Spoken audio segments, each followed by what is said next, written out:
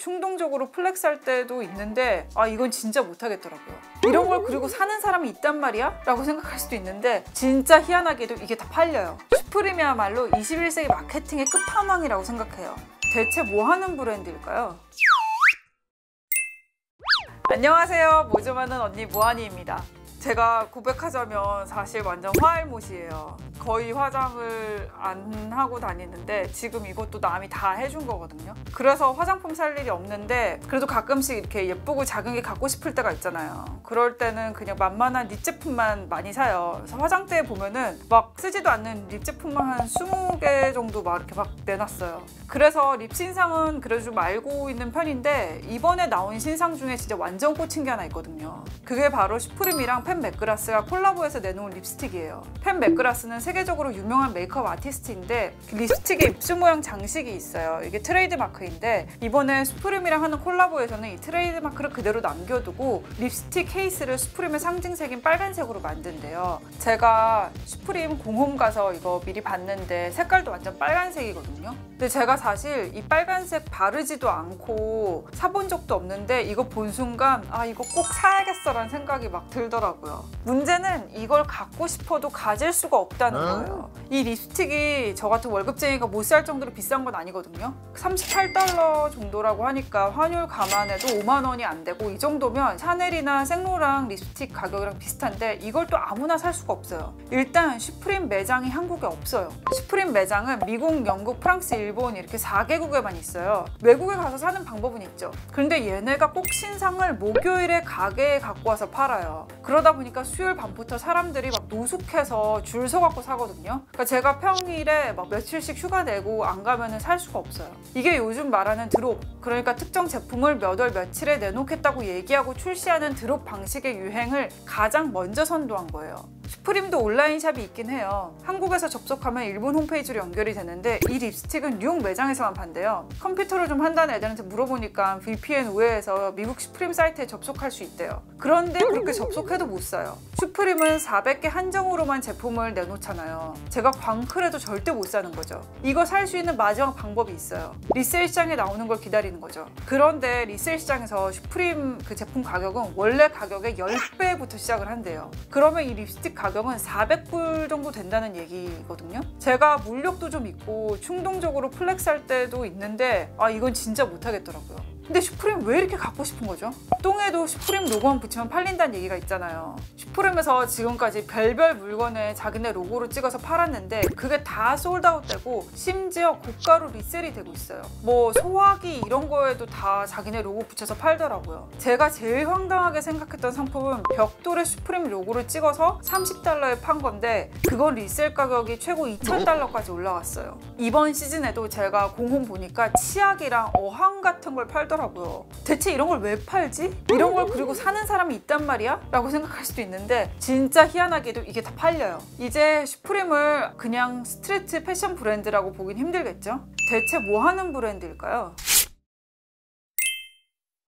슈프림은 1994년에 처음 만들어진 브랜드예요. 창업자인 제임스 제비아는 미국 사람이지만 아주 어렸을 때 영국으로 건너왔어요. 그때도 막 이 사람이 공장에서 알바하면서 주말에 런던 가서 편집 매장에서 옷을 샀을 정도로 패션을 좋아했다고 해요. 19살이 됐을 때 다시 미국으로 돌아와서 뉴욕의 한 옷가게에서 일을 하는데 이때 스케이트보드에 눈을 떴다고 해요. 그리고 캘리포니아에서 시작한 스투시가 뉴욕 진출했을 때 함께하죠. 제가 중학교 다닐 때 스투시가 남자애들 사이에서 굉장히 인기를 끌었던 기억이 나는데요. 그때 이 브랜드가 스케이트보드랑 힙합 문화의 상징 같은 거였어요. 국내 언론에서는 가끔 제비아가 스투시의 창업자라고도 나와 있는데 스투시의 창업자는 쇼온 스투시입니다. 제비아가 스투시 일을 하다가 자기 브랜드를 같이 내요. 그게 바로 슈프림입니다. 슈프림은 뉴욕 라파엘 스트리트에 처음 매장을 열었는데 젊은 사람이 많고 특히 예술계통 일을 하는 사람이 많이 사는 동네거든요. 스케이트 세계를 동경한 제비아는 가게 안에 스케이트보드를 막 전시해놓고 매장 안에서도 스케이트보드 스케이트보드를 타고 다닐 수 있게 만들었어요. 심지어 스케이트보더를 매장 직원으로 고용하기도 했고요. 제비야는 스케이트보드가 그나마 덜 상업적인 영역이라고 생각을 했고 이 스케이터들의 반항적인 태도를 매우 좋아했거든요. 그래서 슈프림 매장 가면은 직원들이 불친절하다는 얘기가 많았죠.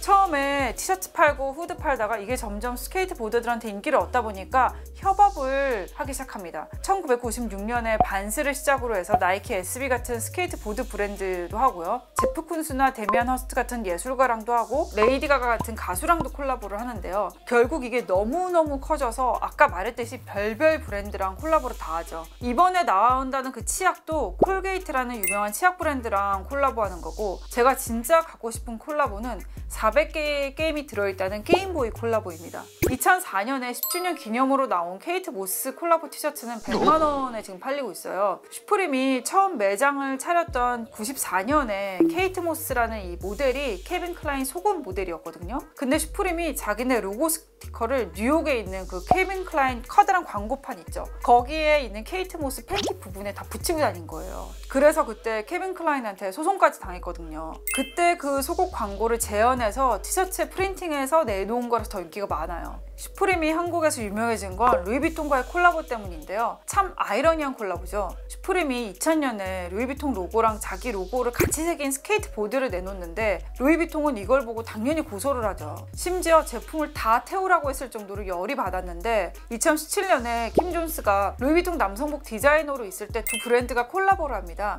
최고의 스트리트 브랜드랑 세계에서 가장 유명한 명품 협업이라서 그때 인기가 어마어마했죠. 한국에서도 팝업 매장이 생겼는데 1차 팝업 3일 만에 모든 물건이 완판됐고 2차 팝업 땐 1차 때보다 노숙 줄이 더 길어졌어요. 이때 세계의 다른 슈프림 매장과 팝업 매장에도 사람이 너무 많이 몰려서 경찰이 출동했고 리셀가도 막 최고 30배까지 뛰니까 결국 파리 매장에서는 아예 판매를 중단했어요.